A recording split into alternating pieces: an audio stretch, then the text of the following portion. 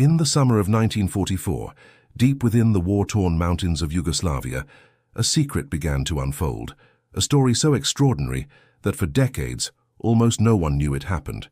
A hidden airfield, carved by hand in the middle of enemy territory, hundreds of Allied airmen stranded behind enemy lines, and a small band of villagers who risked their lives to save them. This is the true story of Operation Halyard, the largest and most successful rescue mission of World War II, and one of the least known. It began with the Allied bombing campaign over Eastern Europe.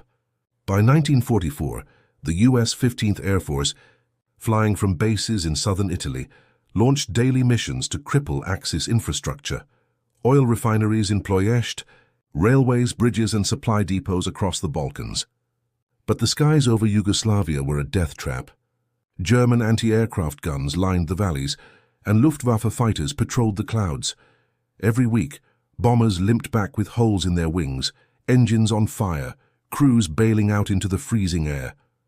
Many parachuted into unknown territory, behind German lines in a land of mountains, forests and divided loyalties. Among those trapped were American, British and other Allied pilots. For them, capture meant torture or death, but fate had other plans. In the rugged hills of central Serbia, one man, General Draža Mihailović, leader of the royalist resistance known as the Chetniks, heard of the downed airmen and decided to help. Mihailović was already fighting a desperate war of his own. His forces, loyal to the exiled Yugoslav king, were battling both the German occupiers and the communist partisans led by Josip Broz Tito. Supplies were scarce, communication limited and German reprisals were brutal. Still, Mihailović gave a simple order. Any Allied airman who falls into our hands must be protected at all costs. It was an act of humanity and defiance. Soon, villagers began finding foreign soldiers wandering through the forests, wounded. Hungry, frightened, clutching parachutes like blankets. They could barely speak, but the villagers recognized the American flag stitched on their jackets. Instead of turning them in, they offered bread.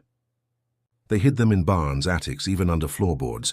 Farmers risked execution to feed them. Women washed their clothes in frozen rivers. Children stood watch at night to warn of German patrols.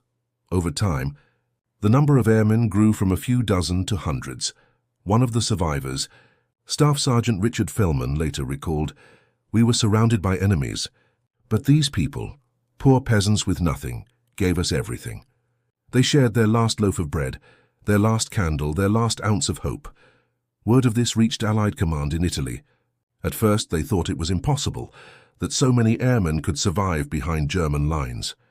But intelligence reports confirmed it.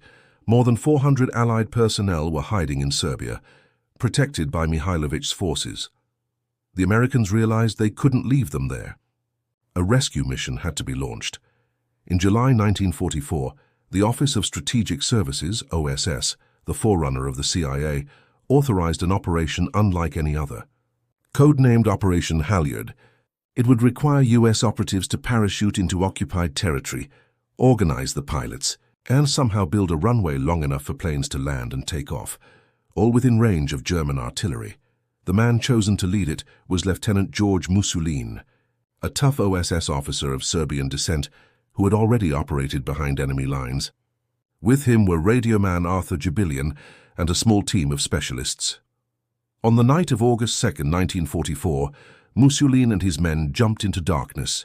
Parachutes opened above the Black Mountains, only faint moonlight guiding them. They landed near the village of Pranjani, where dozens of Allied airmen were already being hidden. Musulin could hardly believe what he saw the next morning. Hundreds of men scattered across the countryside, all living among peasants who had risked their lives to keep them safe. He sent an encrypted message to base in Bari, Italy. "Have located approximately 250 Allied airmen, all alive. Request immediate evacuation plan." The first challenge was the terrain. Pranjani lay in a valley surrounded by hills, beautiful but deadly for aircraft. To land a transport plane, they needed a flat strip at least 700 meters long. There were no tools, no bulldozers, no trucks, only oxen, wooden plows, and human will. The villagers worked day and night. Men dug with shovels, children carried stones, women brought food and water. They cleared trees, leveled ground, and even poured water to harden the soil. It was grueling, But within 2 weeks an airfield emerged, hidden in plain sight. They called it the Galinovich Field. When the first Allied reconnaissance plane flew over and saw the strip, the pilot radioed back in disbelief. "It looks impossible, but it might just work." At dawn on August 9th, the villagers gathered on the hillsides. In the distance, the hum of engines grew louder. 3 C-47 Dakota transports appeared from the south, flying low to avoid radar. They made a single pass over the field, dropped flares and landed, wheels bouncing on the rough dirt. The first group of rescued airmen ran from hiding, waving tattered flags and shouting with joy. Farmers wept, children cheered. As the C-47s lifted off, carrying the first 15 men to safety, one villager whispered, "If we die tomorrow, it will still be worth it." Over the next weeks, Operation Halyard grew into a full-scale evacuation. The OSS established radio contact with Bari, and every few days new flights arrived. To guide them at night, villagers hid torches inside barrels and lit them only seconds before landing, then snuffed them out before the Germans could spot the glow. The Germans were nearby, less than 20 kilometers away.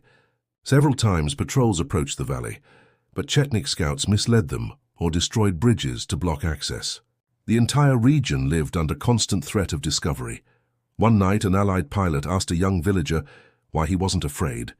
The boy shrugged and said, "Because you are our guests. Guests must go home." By September 1944, more than 300 airmen had been evacuated. By October, the number reached 500. Not one was lost. The mission became a symbol of unity, peasants, soldiers, and secret agents working as one. Even when German troops moved closer, the flights continued. At one point, a C-47 took off just as artillery shells began falling near the field. Mussolini wrote later, "I've never seen courage like that. Not from trained soldiers, from farmers, from mothers holding babies standing in the open, praying for the planes to rise." When the last flight left in December 1944, over 512 Allied personnel had been rescued, including Americans, Britons, and a few Russians. It was one of the most successful airlifts in military history. Not a single life was lost during the extractions. But when the survivors returned home, the political world had already shifted. The Allies now supported Tito's communist partisans, not Mihailović's royalist resistance. Recognizing Operation Halyard publicly could have embarrassed the new Yugoslav regime. So the mission was classified. The names of those who made it possible, forgotten. Mihailović was later captured by Tito's forces, accused of collaboration, and executed after a show trial in 1946. George Mussolini was banned from Yugoslavia for life. The villagers of Pranjani were silenced. For decades, not a single line about Operation Halyard appeared in history books. In the United States, only whispers remained, in diaries, letters, and veterans' meetings. One rescued pilot, Major Richard Fellman, made it his life's mission to tell the story. He wrote to congressmen, journalists, even presidents, asking for recognition of the Serbians who had saved them. It took nearly half a century. In 1997, the U.S. government declassified the OSS files, finally confirming what had long been dismissed as rumor. In 2004, the U.S. Air Force and the Serbian government unveiled a monument in Pranjani, a polished granite stone engraved with the words, "To the brave men and women who risked everything so that others might live." At the ceremony, elderly villagers stood beside the descendants of those airmen. One survivor, now in his 80s, said through tears, "I never forgot their faces. They gave me back my life. I only wish we could have thanked them sooner." Today, historians view Operation Halyard as a masterpiece of coordination under impossible conditions. The courage of Mihailović, Chetniks, and the Serbian villagers saved over 500 lives, without a single casualty, a record unmatched in the war. Yet it also serves as a reminder of how politics can bury truth. For decades, propaganda and ideology erased their heroism. But history, like the mountains of Serbia, endures. If you visit Pranjani today, you'll find the old field still visible. Green now, quiet, surrounded by farms. A small memorial stands there overlooking the valley. On windy days, locals say you can still hear the faint echo of engines, a whisper from the summer of 1944, when courage took flight. Operation Halyard was not a battle. It was a rescue born of compassion. a testament that even in war humanity can defy hate. Hundreds of men returned home because strangers chose kindness over fear. They had no medals, no headlines, just gratitude. This was Operation Halyard, the greatest rescue mission you've never heard of. You've been watching WW2 War Files. Subscribe and open the next chapter in history's forgotten operations. Because sometimes the most powerful stories are the ones buried deepest.